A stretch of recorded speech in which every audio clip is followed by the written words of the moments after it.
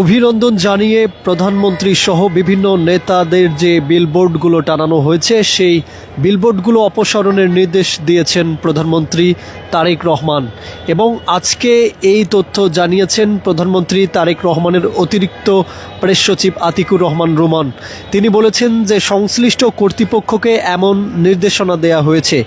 এর আগে প্রধানমন্ত্রী তারেক রহমান যখন আসলে গুলশানের পুলিশ প্লাজার দিকে এসেছিলেন, ঠিক তখন ওখানে একটি ব্যানার দেখতে পেলে সেখানে নির্দেশনা দেন এবং তাৎক্ষণিকভাবে সেই ব্যানার অপসারণ করা হয়েছে।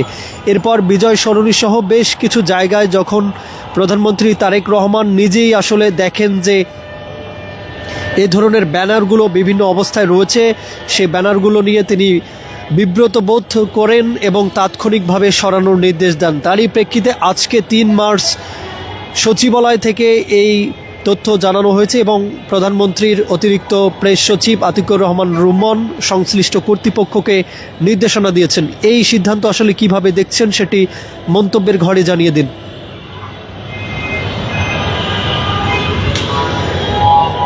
এছাড়াও বেশ কিছু জায়গায় ট্রাফিক নিয়ন্ত্রণের ক্ষেত্রে, যানজট নিরসনের ক্ষেত্রে প্রধানমন্ত্রী তারেক রহমান বলেছেন যে তার নিজস্ব যে প্রোটোকল সেই প্রোটোকল কমাতে, এবং তিনি এটাও বলেছেন যে তিনি আসলে স্বাচ্ছন্দ্য বোধ করেই চলতে চান, অতিরিক্ত প্রোটোকল তার প্রয়োজন নেই। এমন সিদ্ধান্তের ক্ষেত্রে গাড়ির গতি বাড়তে শুরু করেছে, এমন মন্তব্য আমরা বিভিন্ন জায়গায় পেয়েছি।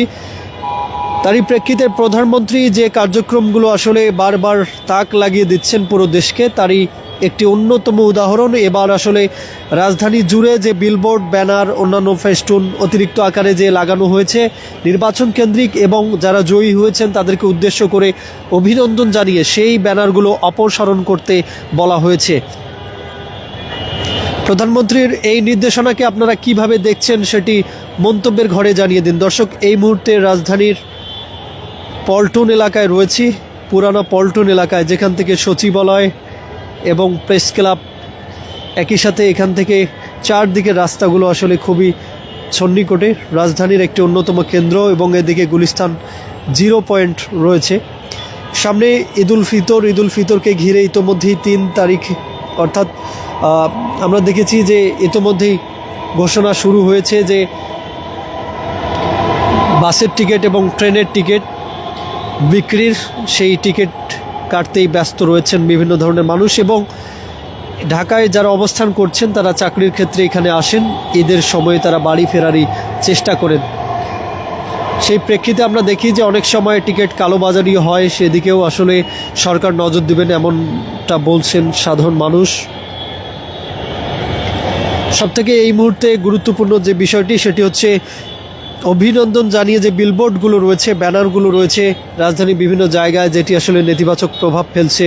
একদিকে পরিবেশের যেমন ক্ষতি হচ্ছে, ঠিক অন্যদিকে রাজধানীর যে সৌন্দর্য বর্ধন, সেই সৌন্দর্য বর্ধনেও কিন্তু এক ধরনের সমস্যা হচ্ছে, যার কারণেই কিন্তু এই ধরনের বিলবোর্ড এবং ব্যানার অপসারণের সিদ্ধান্ত নিয়েছেন প্রধানমন্ত্রী। তিনি এটি বলেছেন এবং তার অতিরিক্ত প্রেস সচিব আতিকুর রহমান রুমন তিনি সংশ্লিষ্ট কর্তৃপক্ষকে এমনটা নির্দেশনা দিয়েছেন।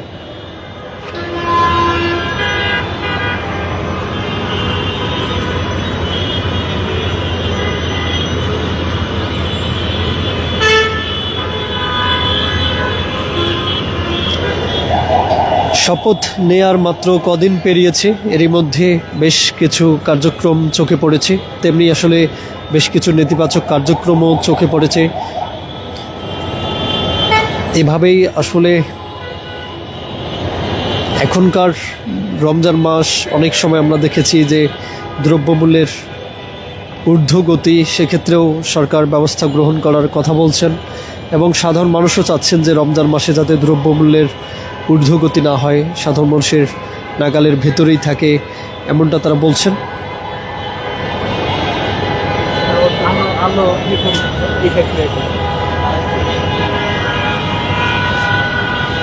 প্রধানমন্ত্রীর এই উদ্যোগকে, এই নির্দেশনাকে কিভাবে দেখছেন মন্তব্যের ঘরে জানিয়ে দিন।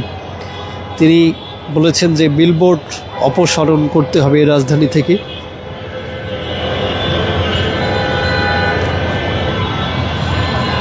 ইতোমধ্যে তিনি নিজেই বেশ কিছু জায়গায় যখন দেখছিলেন যে এভাবে বিলবোর্ড বসানো হয়েছে বিভিন্ন জায়গায়, সেক্ষেত্রে